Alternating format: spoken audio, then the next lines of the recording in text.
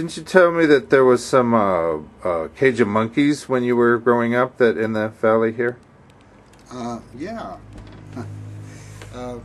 That's an interesting story because I've lived right in this area. I live about a half a mile from the museum, down by the river, and I went to high school in this area, and I used to walk to high school. It's about a mile and a half up the road here, and there's one major street that goes through town. It's a major highway, Highway 9 here in Felton, and there are houses on this side of Highway 9, and I would pass by them on my way to school.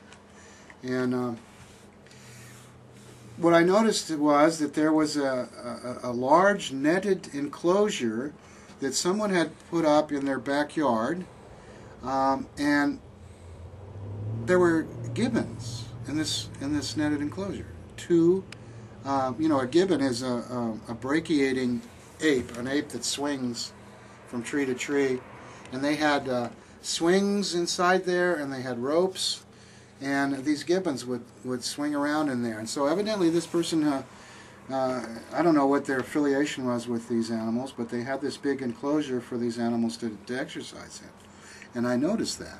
Also, there was a man that was staying in a house that's right next to the museum here, and he was there for a while, and he had a pet gibbon, another gibbon, right here in Felton. And he had it on a chain like an organ grinder's monkey, and it would sit on the top of this pole that he had in his yard. And apparently the monkey bit a couple of people, and he was forced to give it up. And I don't know what happened to it, but I was told that the monkey was gone because he had to give it up. This is interesting because in the 30 or 40 years that I've lived in this house down by the river, on at least 4 occasions, I have been awakened late at night with the sound of an animal passing through the neighborhood, and this animal was making the most amazing array of sounds. Chirps, barks, screams, yells, whooping sounds, all kinds of strange noises.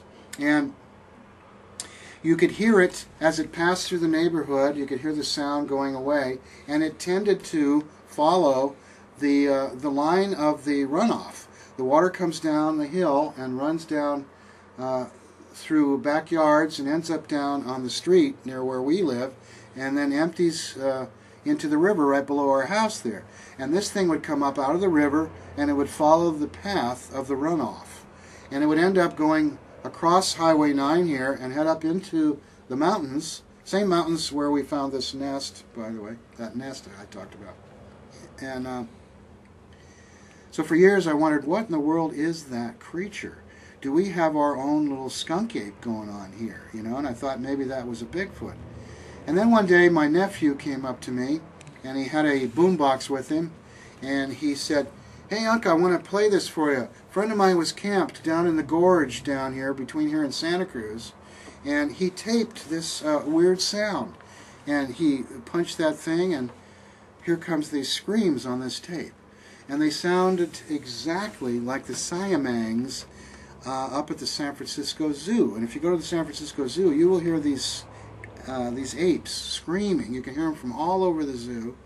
That's a gibbon. It's the largest of the gibbon family, the siamangs, and they make these wild screams. So I think that perhaps the skunk ape of our neighborhood that passes through the neighborhoods from time to time might actually be an escaped gibbon.